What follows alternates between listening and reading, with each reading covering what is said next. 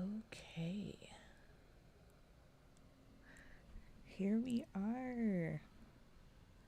I hope the audio is okay. It seems like it's okay, so we should be in the clear. Um, I apologize for the quality of the video. I had a whole setup put together, and for some reason, my camera is not connecting to my laptop. It's not connecting to the capture card, it's not uploading on the software. So I'm just going off of my webcam for today, and hopefully, fingers crossed, I'll be able to get my camera connected to my laptop so that the next time I stream, the video quality is a lot better. I literally have my camera sitting right here. Um, but for some reason it's not working. So I'll work on that. I do hope that the audio stays in good condition because that's all we have going for us today, but we're here regardless. So I do want to say welcome to another episode of Let's Talk About It. This is episode number 3, and I'm very excited because I'm kind of pivoting, not really, but giving people time to catch up to like what we're doing here and also kind of working it out for myself. So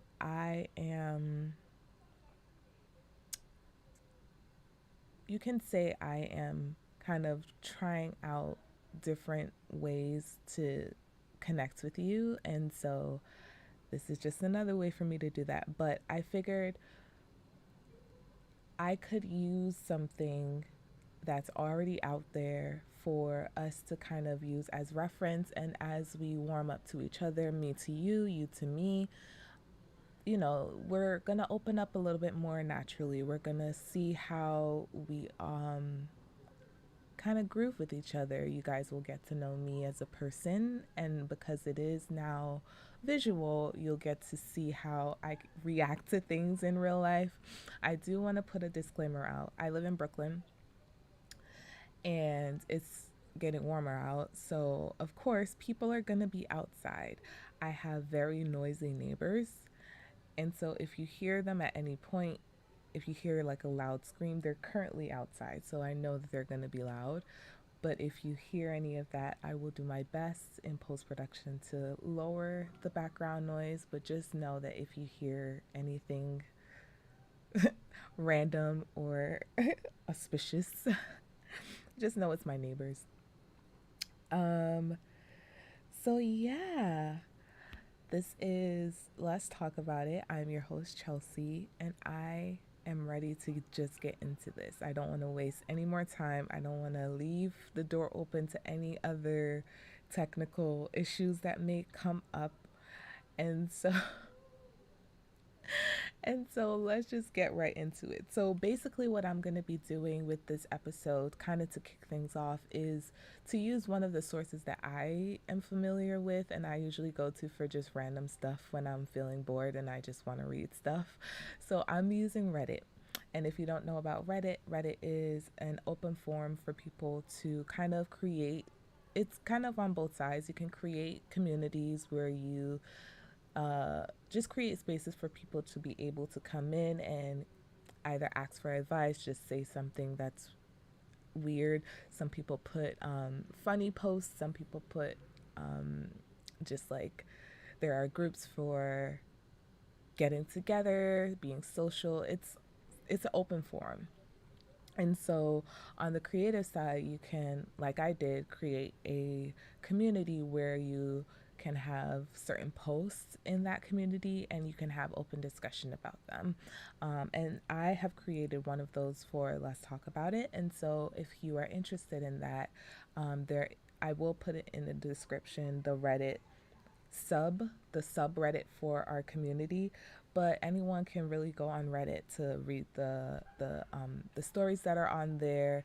The one that I'm using in particular was the relationship advice forum, and that's the particular subreddit that I looked for. and I was able to pick out some stories or just posts that people had put there.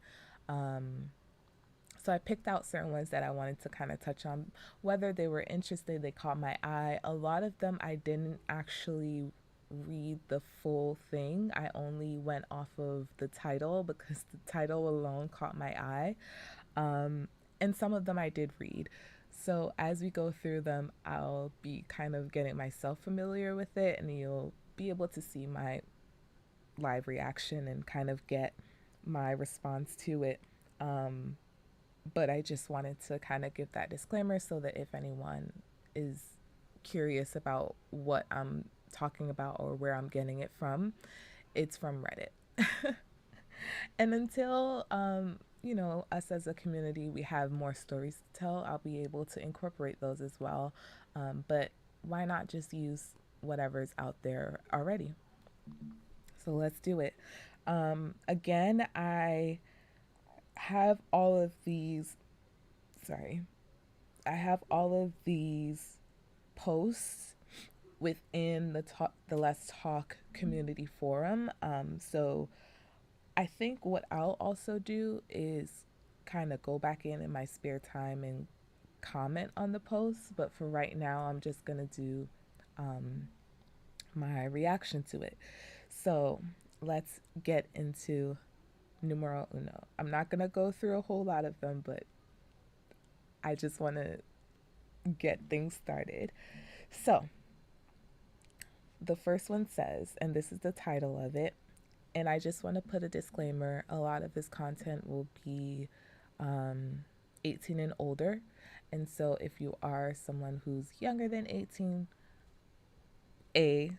maybe don't watch this because there will be profanity and explicit language and, things that under 18-year-olds should not be privy to. However, if you are someone who is sharing this with someone who is under 18, use your judgment. And I personally overly uses foul language or explicit content, but I just want to put that out there since I'll be reading other people's posts.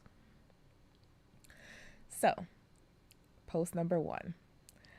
The title goes, "My friend overstays their welcome. How do I tell her to go home without hurting her?" This was the title of it. So I only picked it because of the title. So I'm interested to see what the gist of it is. But to give you some background based on the title itself, it says so the person that's speaking or that wrote this is a 38-year-old female, and their friend is a 40-year-old female. So 38 and 40. I'm 38, the friend is 40. Here it goes. And this was posted 21 hours ago. "My friend overstays their welcome. How do I tell her to go home without hurting her?" I don't want to have my friend over at my house anymore. And when seeing that, I already know how she feels. I can already relate, because when you get at that point where you're just like, I don't really want people to be in my space like that. Like, I understand. So she starts, "I don't want to have my friend over at my house anymore. I have a friend who I've been friends with for years. We usually either catch up at a cafe, restaurant, or at my house. I've never been invited to her house. The problem is when she comes over to mine for lunch and she doesn't. She comes over at 1, removing any snacks, yawning, looking at the clock, but nothing works. Yawning is crazy. You got to be over there like, oh, sure getting late, ain't it?" And it's 4 o'clock. Where did I stop? Yeah, so she starts dropping the hints. She'll ask what I'm doing for dinner, in which I'll reply with, "I don't know. I haven't been able to organize anything. I was going to cook ABC, however, it's too late now. Or she'll say, good question, I haven't been able to focus on that. I've always believed if you're invited for lunch, you should leave before the next meal period. Every time every time ends with her commenting I look tired or half asleep, and I am. The next day I'm wiped, I don't drink, but I feel like I'm it's a hangover. Plus, I don't do anything else on the same day she takes it all. She asked me to come over 4 times this month, and I've dodged the question or met up elsewhere. I just can't do it anymore. I'm mentally drained after, and at the moment my physical health isn't great either. How do I tell her politely no? This is a good one. This is a good one. Okay, so these are the issues that she brought up. She has a friend who she's been friends with for quite some time. The main problem she's having is that when she invites the friend over, she doesn't leave, which I I watch, like, we're all on social media, right? So we see how sometimes people are like, "Yeah, I want to if you're friends with me, like we got to talk all the time. Like if you're friends with me and we hang out, you got to like basically be on their schedule." And some people do like that. Like some people do like having their friends around all the time. However, I'm like this girl. I'm in my space. That's my space. I'm inviting you for a period of time. And for my friends that are actually going to watch this, just know this. And if you're my friend, you should already know, which is my second point to this, but I'll say this first. If I invite you to my place for lunch, it's for lunch. After lunch, we can decide, okay, we're going to go outside. But the conversation is going to be like, oh, so what are you doing next? And we're going to get that out of the way as soon as lunch is over, because you're not going to just sit in my house for 10 hours like this chick and then asking me what I'm having for dinner. Excuse you? That's not your friend. And you know, that's what reminded me of this, is that a lot of people get close to people and expect that when they enter your space, they treat it the way that you want it to be treated, you know? And so, or they treat it the way that they think you want it to be treated because they're your friend. And conversations need to be had about the word friend and acquaintance, because if you're my friend, I'm not going to mind that you're there. I'm not going to be like, oh, you need to go. And also, if you're a friend, you're going to know when it is that you need to go. Because as she said, and I grew up the same way, is like, you don't go over to people's house expecting just to be there. Like, you're going over there for a reason. Even if it is something like a casual lunch, that's for a reason. You're not going there just to hang out unless that's what the person said. If they said, hey, you want to just chill, you want to come over, you know, smoke, drink, whatever, you know, listen to music, watch a movie, something like that, that will require you to be there for an extended period of time, sure, that's nothing. But if I tell you to come over because you know we can catch up at my house rather than going out to like a restaurant all the time, maybe I'm a little bit low on cash, so you know I would rather cook you a meal. I'm not inviting you to my house for you to then get breakfast, lunch, dinner, snacks, 3 snacks in between. Like, I'm not feeding you in that way. You're here for one thing. What else do you want? Like, do you not have other things to do? Like, I understand in the world now of like people working from home and people being their own bosses and you know content creating and all of that, like it does give you a level of freedom where you do have spaces and days where you will literally have nothing to do. However, that's not when you're at your friend's house. That's when you are literally in your space and you finish everything that you have to do and you're like, okay, I have some free time. I have time to kill. But not that you go into your friends.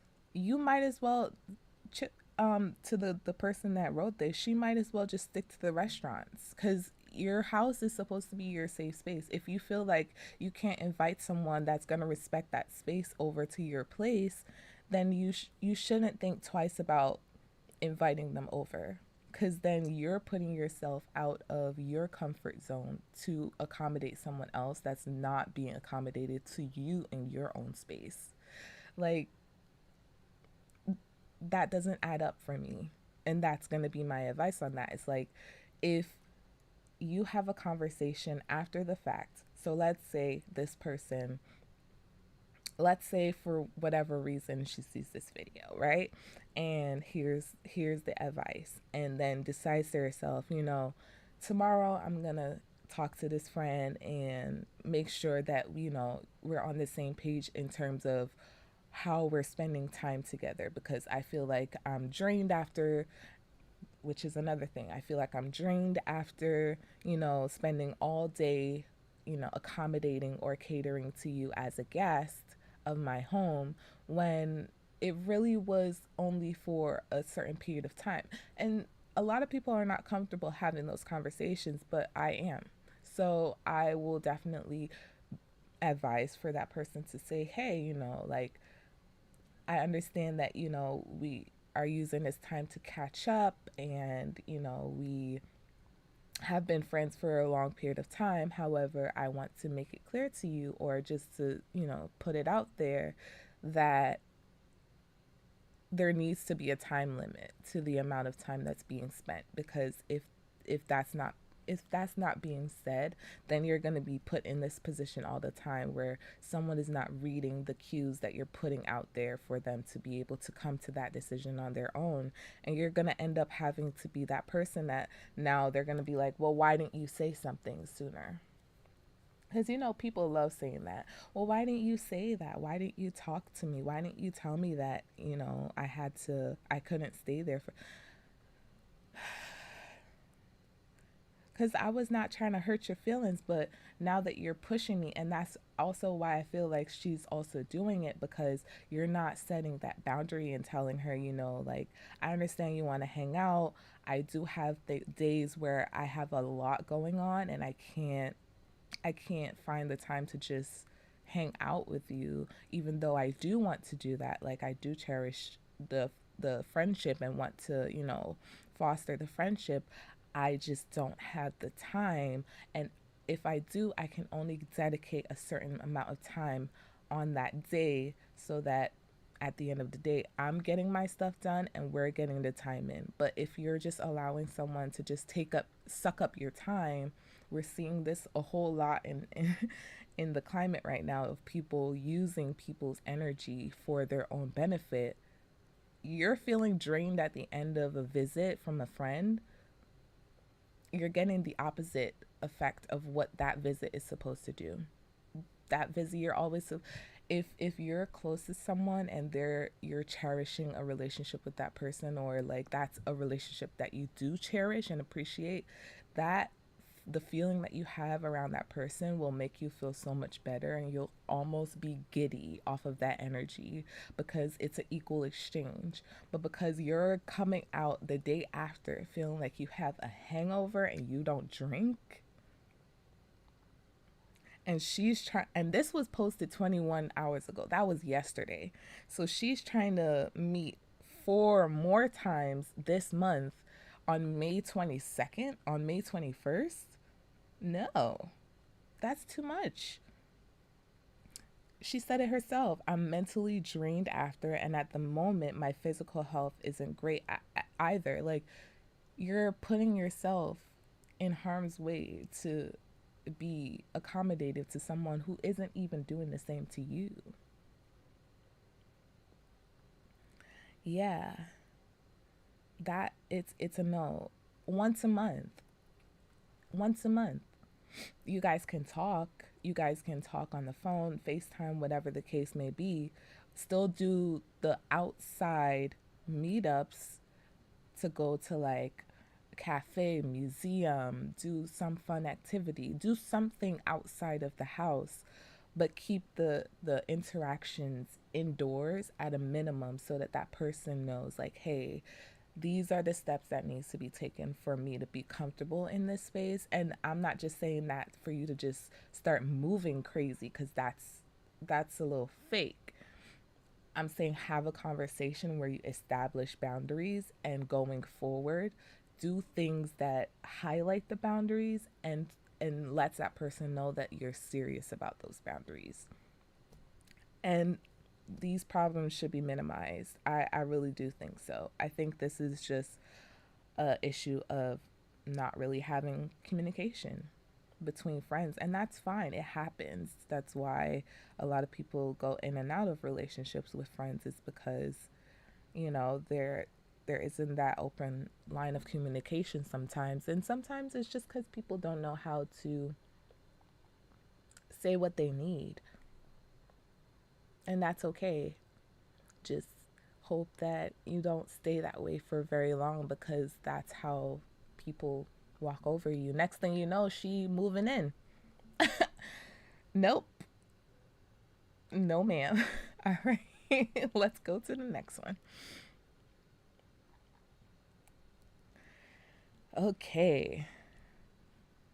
So this one is a little bit. Okay. This one is a little bit lengthy. Not lengthy, but just it's just a lot. Um, so I'll try to break it down, because it seems like from the title, it seems like there's just an issue of empathy, and I really want to get into that. So it starts, and this was from one day ago. So it starts, and the title is, for the past 8 years, my fiance's mother and two sisters have treated me like crap. They don't hide their feelings, and the rejection feels horrible. I don't understand why my fiance allows this. He doesn't seem empathetic at all. What are the chances our marriage survives this problem? So, as an intern at divorce court,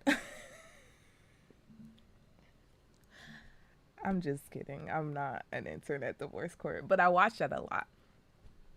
And there are episodes where they have like a before the vows. So people come to either Judge Toller, Judge Star, or I always forget her name, but the younger one that I like, and Judge Maybelline. They always go before. Oh, actually, Judge Maybelline didn't do the before the vows. She only did the divorce part. But they always go before to try to see or try to mediate issues that they have before they get married, or they try to get like a third party advice from the judges to see if it would be a good idea for them to take the next step and get married. So I'm kind of feeling like that right now. So I'm gonna put on my little judge coat, my robe, and get into Judge Toller mode.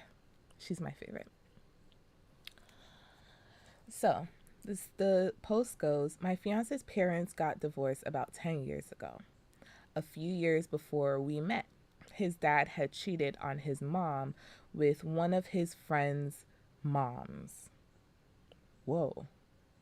His dad had cheated on his mom with one of his friend's moms. Whoa. So this is the person's fiance. His dad cheated on his mom with one of his friend's moms. This is crazy. Oh, also, the person that wrote in is a 30-year-old female, and the fiance is a 35-year-old male. Male.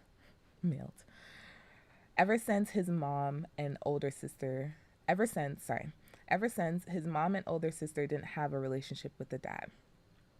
Even though this was a decade ago, you could still cut the tension with a knife. That mom was really, really hurt.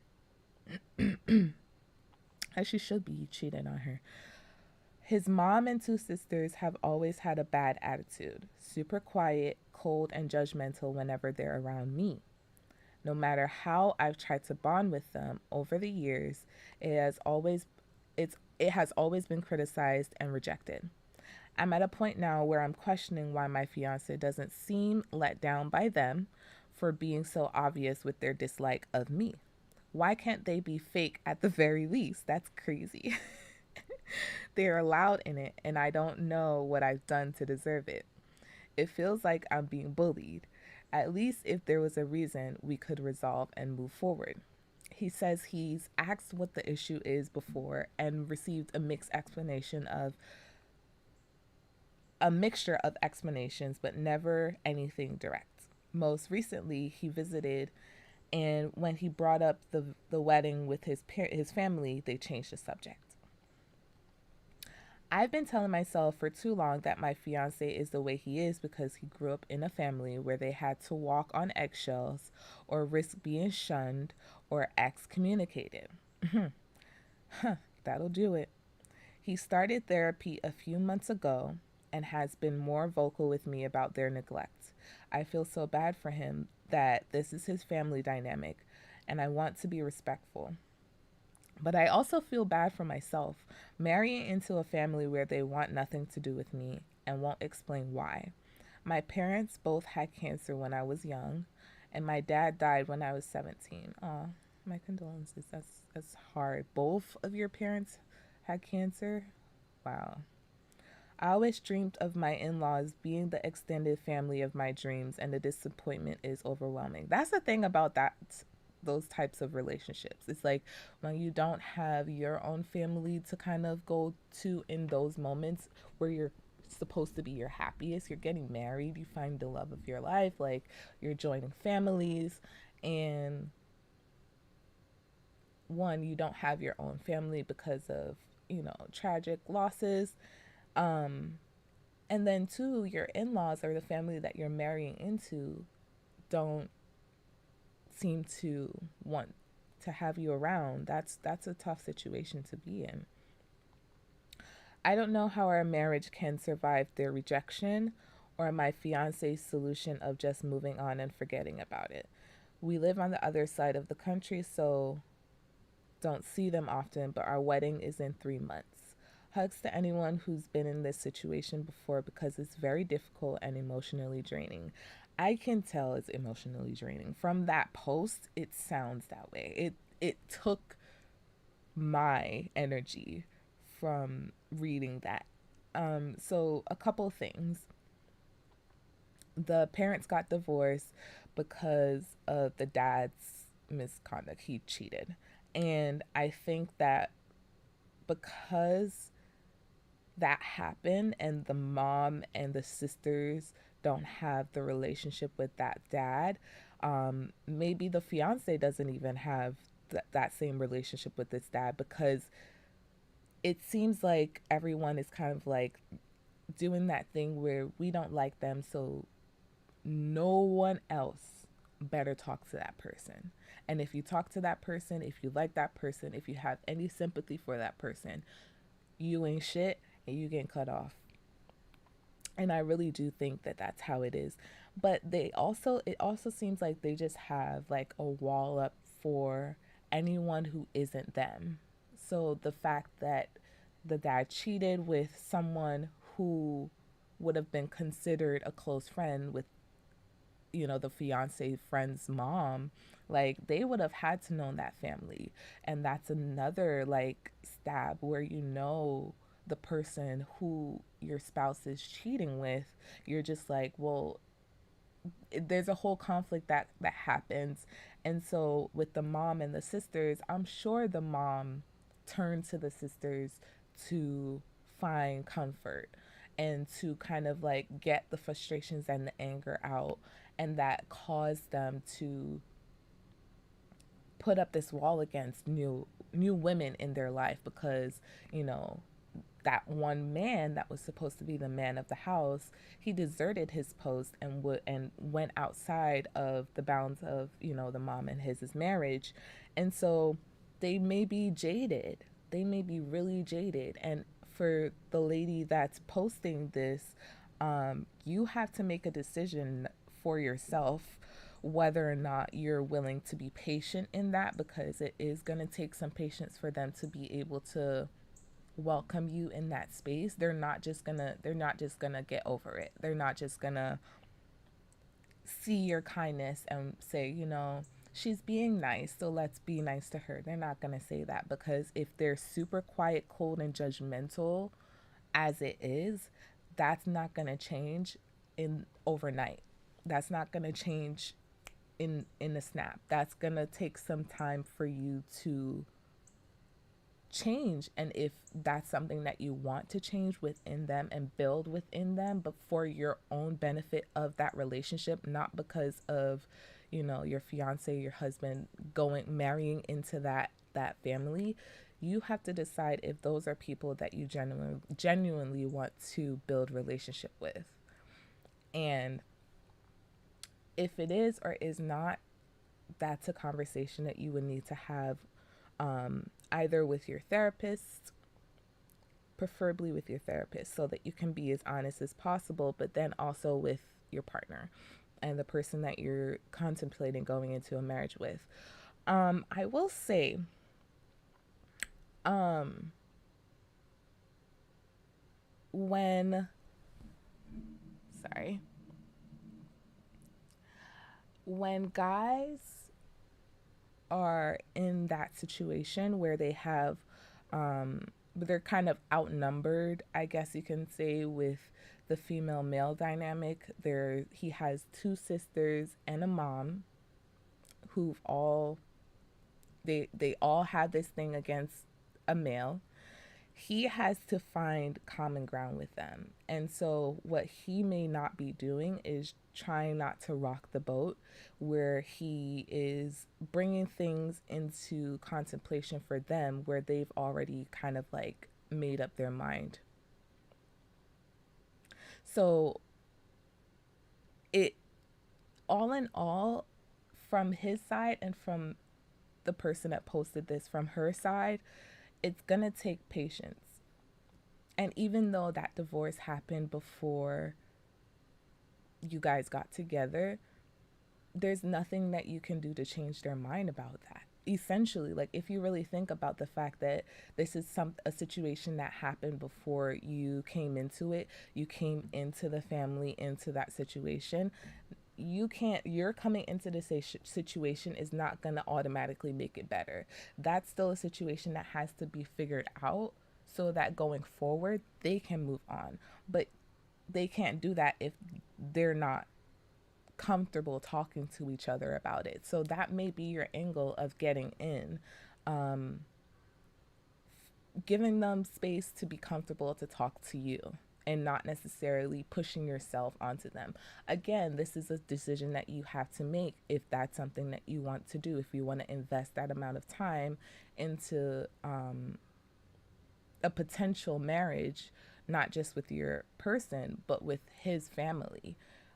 That's It's not going to be a situation that's going to go get resolved in a very quick amount of time. It might be another 10 years, but are you going into the marriage for the long haul, or are you just getting wrapped up into what's happening and the excitement of the idea of being married? Because that's what gets a lot of people in trouble, especially in these areas, is that they see it as a marriage as getting married. Like, we're getting married. Oh, we just got married. But then a week after, you're fussing about something. You're still married. It's just the excitement of the wedding is over. That feeling, those butterflies of, oh my God, this is actually happening. A lot of people get overtaken by that. But at the end of the day, like, that's just a very small part of a bigger life journey, a life change. And if you're thinking about incorporating yourself within another family dynamic that may not be starting off on the best foot, or rocky amongst themselves because of their own situation, you have to consider if you want to take that on for yourself. And it's not going to be an easy choice. It's not going to be something that can be done very easily because one, she said the wedding is coming up. The wedding is in 3 months: May, June, July, August. So it's in August.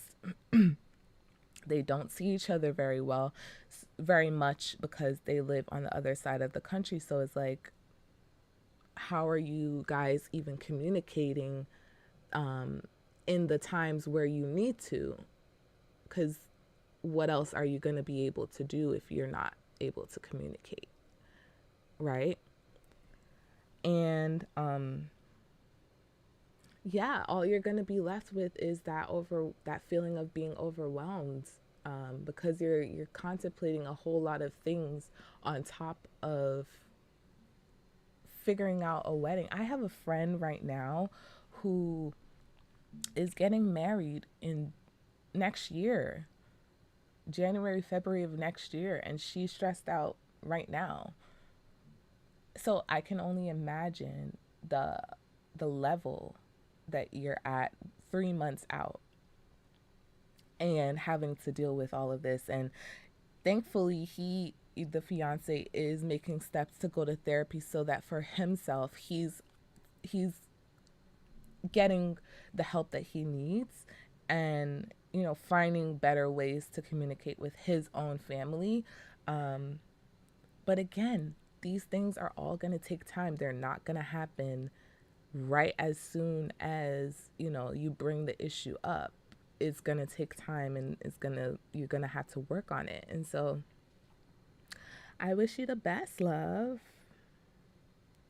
I do. I do wish you the best. It is a hard situation because they're dealing with their own hurt and their own trauma because of that hurt. And so them as a family, they're going to have to figure that out. That's unfortunate because, it seems like in situations like that, it does seem like, people are willing, especially her, she's willing to do whatever it takes to be on good terms with them. But if they're also not willing to do that, your efforts are not going to matter at all. They're not. And you're going to keep feeling overwhelmed. You're going to keep feeling emotionally exhausted because you're trying for people that don't really care about your trying. If you're trying for your fiance, he's taking steps to better himself, then you guys focus on yourselves and worry about the family later. Everyone doesn't have to be on the same page in terms of a wedding, in terms of a moment where it's you and one other person that matters the most. If they want to be petty about the situation, then they can be petty about the situation, but it's not based off of anything you've done, and it's not based off of anything your fiance has done for your guys' relationship. It's based off of things that happened before you guys even met that are still trickling into their lives, and now is trickling into your relationship. So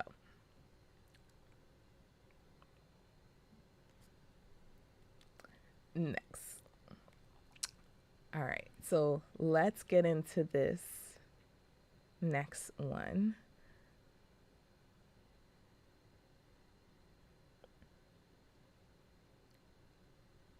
Okay. All right. So it says, my boyfriend, 24, so it's a 24-year-old male.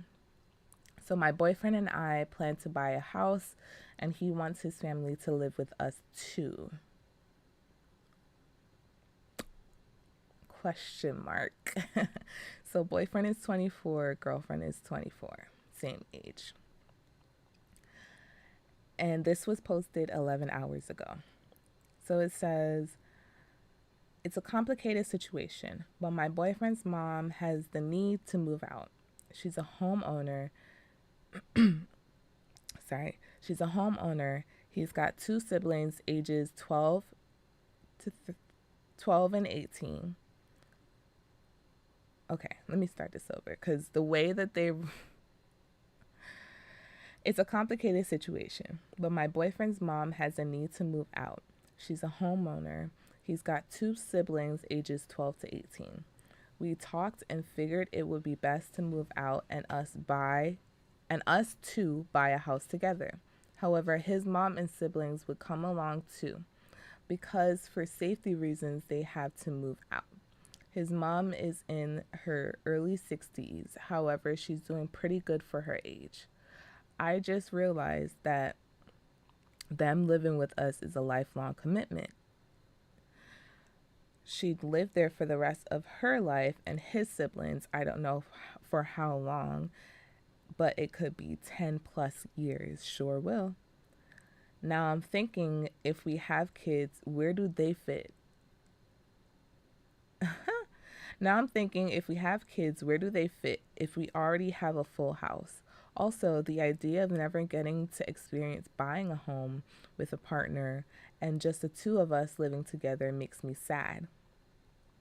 He had mentioned before that he liked to take care of his mom when the time came, but he'd like her to live with what?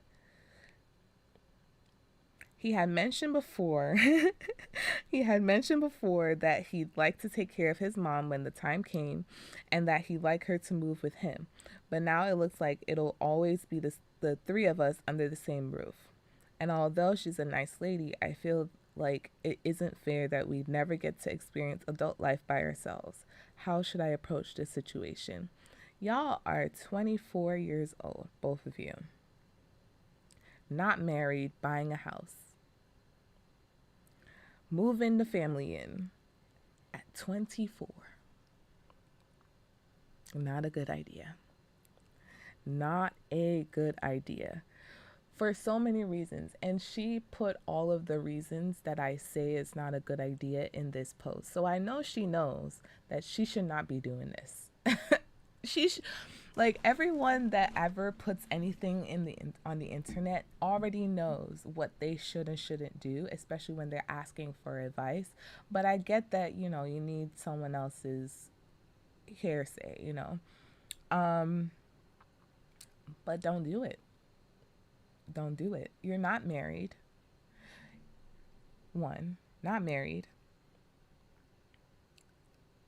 You don't have kids. So, two great points to start off with. You're not married, you don't have kids. You're committing to buying a house with someone who you're not married and don't have kids with at 24.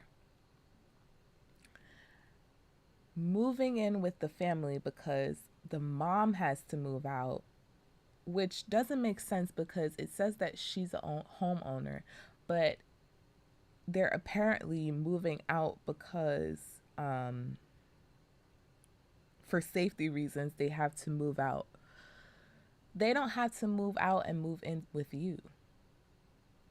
They can move out and move into an apartment. This is the thing. She's 60. Her kids are in their teens. They're not going to be in a house with her for much longer anyway.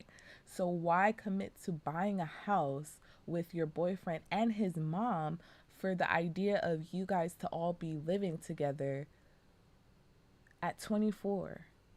You're saying that at 24 you're committed to being a wife, a mom, well, a pseudo mom, because she's in her 60s and they're teenagers. So you're gonna be a pseudo mom.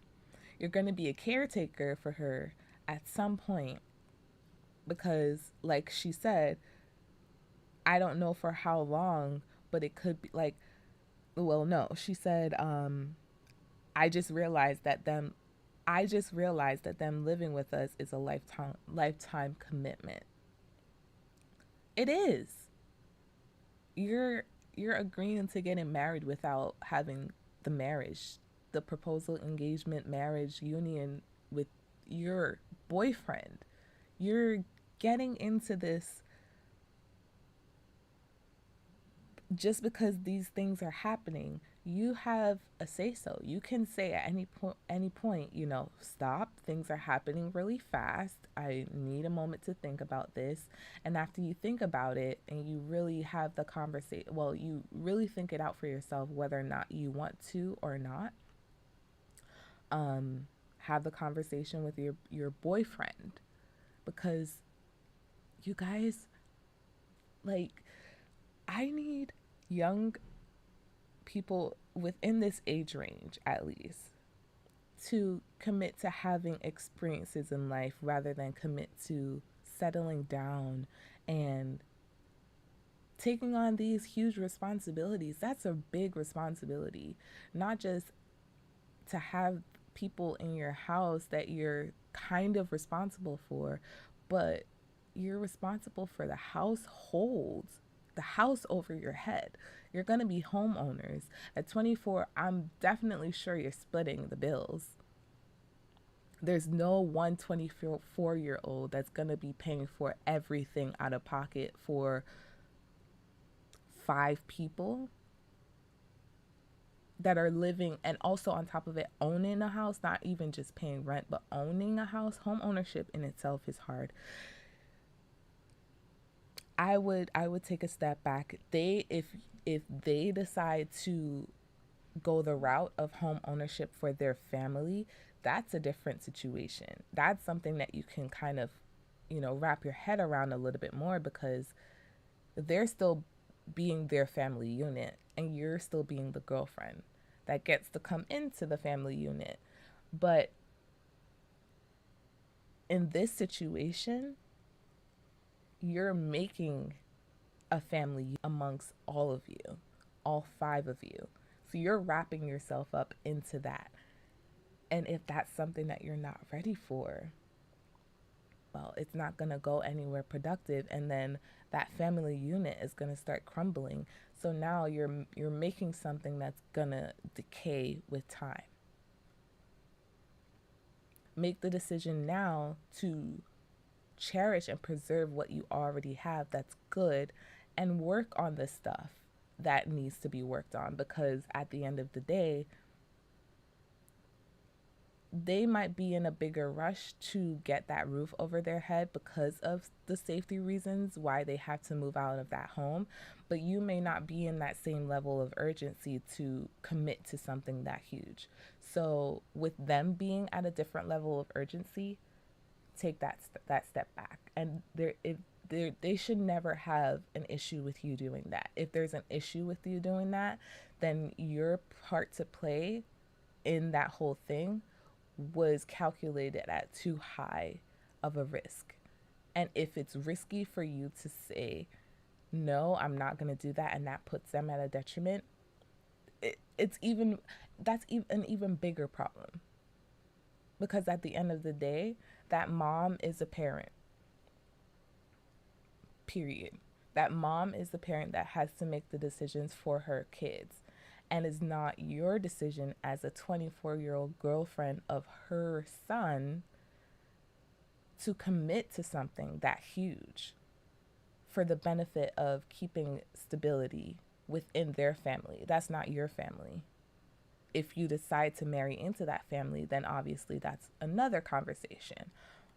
But at this point, at 24 years old, as someone who merely has a boyfriend,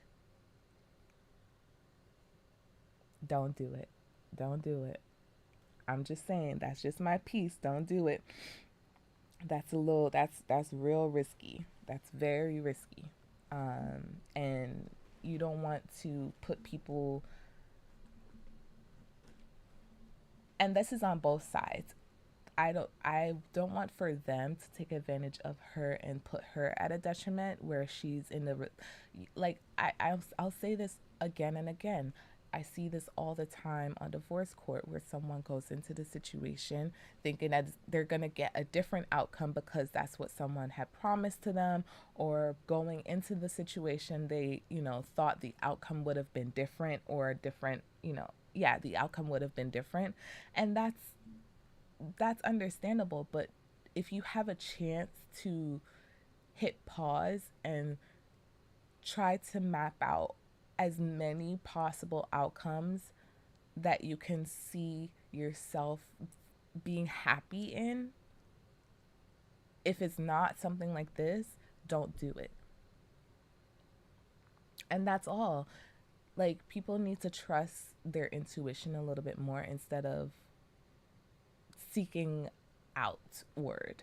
And I think if we seek inward a tad bit longer, we would come up with a lot of solutions. But sometimes you do need that extra critique, I guess, and or commentary. And that's where we come in. So I'm happy. Same, same. All right, so let's do one more.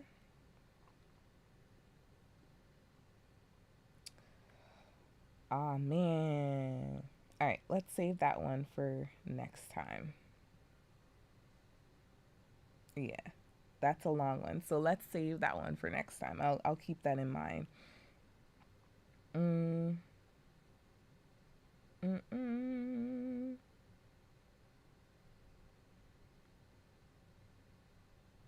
Okay. This is the last one that we'll do. All right. So it's called I am contemplating breaking up because I'm not my boyfriend's preference. Advice. This is interesting. All right. What? Homegirl. Homegirl put numbered bullet points. I am crying. Okay. So I've been dating my boyfriend for a year and a month now, and I just can't seem to get over this insecurity which has seeped in over the course of our relationship. I really need some advice and some outside perspective to get out of my head. I've talked with him about this, but it hasn't helped.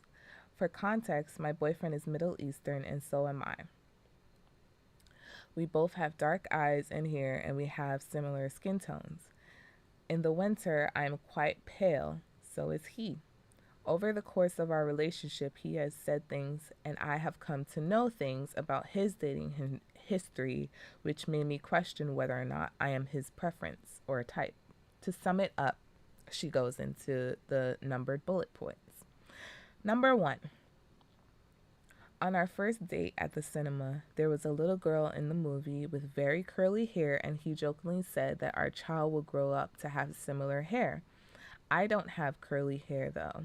He has curly hair, but not to that extent as the little girl in the movie. And what? So what? So that means that you're not his type? Okay. Next, number two.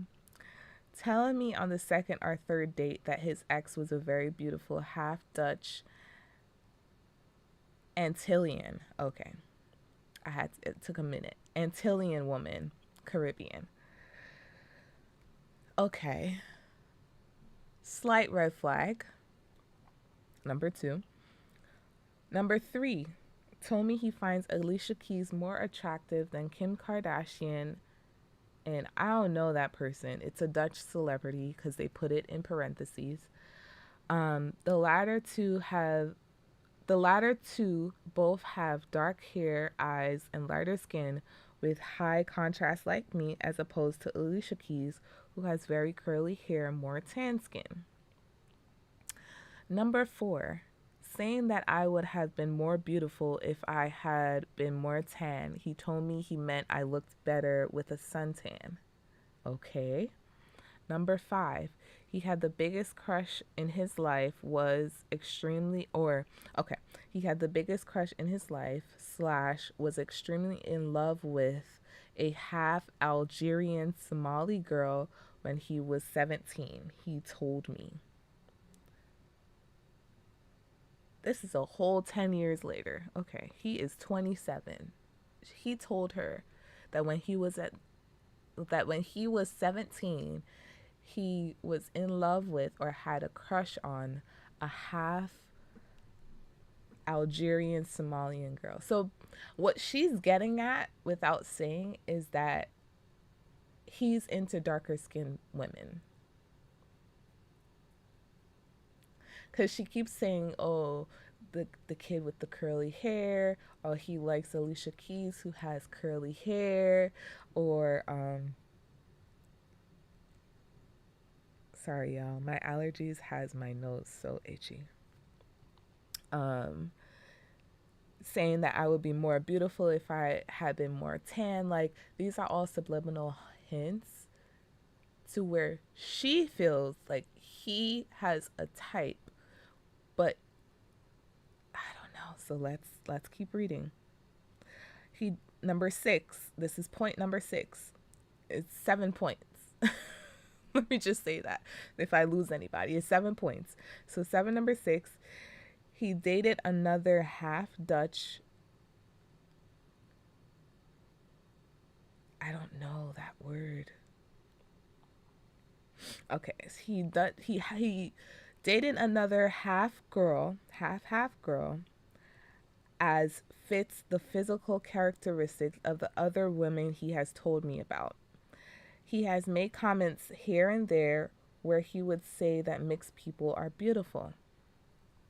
He also has tried to reassure me I am his type and has found a lot of different women attractive in the past. Based on the information above, what would you say is the truth? I feel immature for not being able to get over this, but I would hate to live with the fact that my partner actually prefers another type of physique over me. I feel like everyone deserves to feel like the most beautiful person to their partner. He does try to make me feel beautiful, but I can't help but notice a pattern here. Should I get over this, or is it best to cut it off?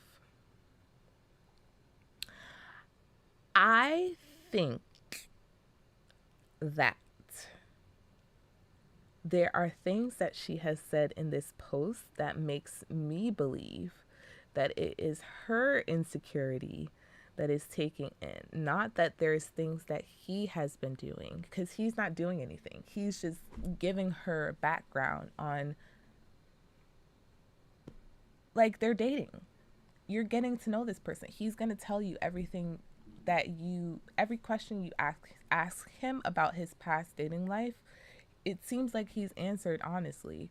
It's the information that's being received that is not to your liking, or is giving you, or is it's increasing your insecurity. It's feeding into your insecurity, because this was posted 15 hours ago. So I would say, okay, all right. The person that wrote this is 25 years old. Their partner is 27. Okay. They're both Middle Eastern. They both have similar features, skin tones, dark hair, dark eyes. They both have similar, I guess, physical appearances as in terms of, you know, what he or she looks like. So I'm not getting why she thinks that he would pick her, given that he has such, that from her perspective, he has such blatant and specific preferences that he is interested in. But he also picked you. So is it because that he picks you that you're insecure, or is it because that he has all these other preferences that he has had, or that he has had interactions with other people of different, races, I guess, physical appearances, that gives you such cause for, like, drawback? Because it doesn't seem like he actually did anything to her that would make her insecure, like talking to other women that may have this physical type that she's talking about, that he seems to be his type more than she is. Like, she's not seeing him talk to women like that. He's not overtly telling her stuff. Like, it seems like everything he's telling her is based on what she has asked. Like he's giving her his dating history, and she's saying which he's told me about. So these are conversations that you guys are having. They're not things for you to take and hold against somebody, because they happened before you. You can't get mad at somebody or have or feel a way because when this man was 10 years younger, he dated somebody that did not look like you. What? What? There's so many different women in this world. You're not just gonna get Middle Eastern. And He's dating around. He's actively dating around. You guys have only been dating for a year and 1 month. He's trying to see what he likes. He's at an age where he can do that. But don't take the fact that he's with you, that he's settling for something that he doesn't want. He's with you because he wants to be with you. It's clear. And if at any point that changes, then that's a different conversation. But bringing information that he's telling you based on the fact that you guys are getting to know each other and putting it in your head and downplaying yourself about it, and then to say, I feel immature for not being able to get over this, but I would hate to live with the fact that my partner actually prefers another type of physique over me. You're already putting something in the way of what could be within this relationship. So what if the relationship actually does do well? What are you going to do with that insecurity? Are you just going to let it sit there and fester? Is the fact that the relationship is actually working out not confirmation enough that he is committed to you, and that the small thing that you're harping on may not be as important to him as it is to you? Because that's not what I'm getting here. He has made comments here and there where he would say that mixed people are beautiful. They are. Is he not allowed to say that? Do you not say that about men or even other women? It doesn't even have to be of the opposite sex, but I'm a woman. I love men. I love women. So it's like I can see someone who's beautiful and say they're beautiful. Does that mean that I think that because they're of a different race, they're more beautiful than someone else, or I like them more than someone else? No. It just means that in that moment I recognize someone that's beautiful, so I will say they're beautiful. What's wrong with that? I don't get it. And yeah. Should I get over this? Yes, you should. You should get over it. You should not get over it because it's not something that is I think is important, but get over it for your own sanity and to find security within yourself about who you are and what you bring to the table to another partner, because he's not going to make you feel beautiful. I feel like everyone deserves, she says, I feel like everyone deserves to feel like the most beautiful person to their partner. He does try to make me feel beautiful, but I can't help but notice a pattern here. You're actively stopping his efforts to do the thing that you think people should feel in a relationship. By you saying he does try, but you're already stopping it. Like his effort doesn't even matter because you have this whole post with 7 points on why you think or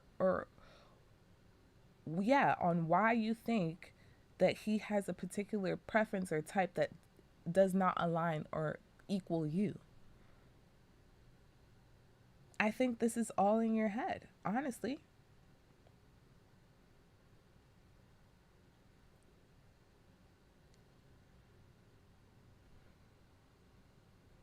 I've talked with him about this, but it hasn't helped. I would say talk to someone other than him and not the internet. And I'm not saying that everything has to be like a situation where you find a therapist for. I'm not saying that, but if you have like someone close, like a counselor, or just like a confidant, just someone in your community that you're able to go to, like, and if it is a therapist, it's a therapist. I can't get around that. But I think that your own insecurity with yourself and your appearance and how you present yourself to people you are dating, specifically because that's your issue and that's what I'm taking from this, you have to find that resolution for yourself, because he's not gonna do that for you. Even though he's not actively trying to make you feel that way. Like you said, he does try to make you feel beautiful, but his efforts are not the only thing that's going to make you feel beautiful. You have to do that for yourself to make yourself feel beautiful. If you look yourself in the mirror every day, do you see yourself and you say, "Oh, I'm beautiful," or are you waiting for your partner to tell you you're beautiful to then feel beautiful? And that's the issue. It's not the fact that he has this extensive dating history of a plethora of women that he's interacted with, because that's going to happen when you're in the dating limelight. You're going to meet different types of people. It doesn't necessarily mean that he's seeking out those, because he wouldn't be with you if he was, it to your saying. But you have to find out what you are looking for, what makes you feel beautiful, and how your beauty is presented to the people that you interact with, so that no matter what, you know for yourself, I'm the shit. And I don't care whose preference is what. You say that you digging me, you digging me. Like, I don't know, but that's just my take on it. I do think that it's not easy to get over insecurity, but it is something that you're going to have to work on to be able to get over it if you want this particular relationship to go somewhere, because that's the thing that you're getting hung up on, and you're holding it against him. You're holding it against him. And I can tell that from this post. It's always, this is something I said to him, but, or he tries to do something, but he's told me this particular thing, but it can't be a but if the person is telling you exactly what's what and where's what. But if you're always like negating that and finding something else to cover that with, you're never going to get the resolution that you want out of it. And that's just my advice. All right. So that's going to be it for me tonight. And I'm so happy that I was able to get this episode out and kind of get back into this. I took last week off just because I didn't feel like doing it. And I can do that. Um, but I am committed to being as consistent with this as possible. And I'm really just doing this just to have something to do and to have fun and just to talk to people and connect a little bit more, and not be so to myself. So we'll see, but I'm having fun so far. I'm having fun with this, and I think that reading these stories are really gonna bring people around and help people to kind of share their story, especially with, you know, what's already out there. Um, and so I'm excited to kind of see you guys a little bit more, interact with you more. So, again, if you would want to join in any of the conversations that I'm having on Reddit, there is a subreddit for the Let's Talk About It community, and I will post that in the description. I will also post, I think, I don't know. I don't know. I might not. Um, I might not. I was gonna say I was also gonna post the audio for anyone. We'll see. But This has been a great night, a great episode, I guess. And I like spending time with you. So I am looking forward already to next week. And I hope that you guys have a great rest of your week this time around. And it's actually Memorial Weekend. So enjoy a long weekend, and I'll see you next Wednesday. Peace, love, bye.